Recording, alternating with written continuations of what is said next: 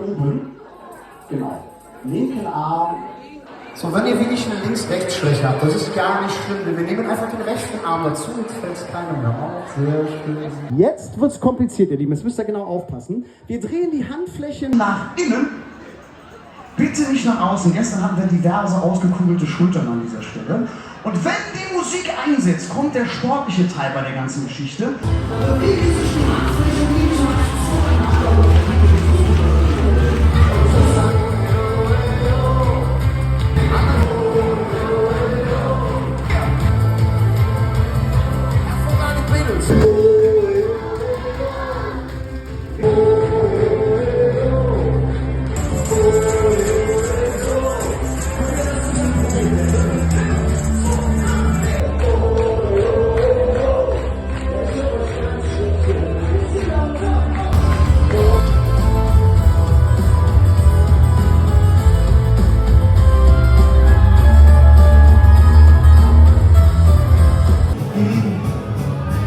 Das war ein inneres Kirchstück für euch, ein bisschen zu sehen und Spaß zu haben. Hat's euch gefallen soweit?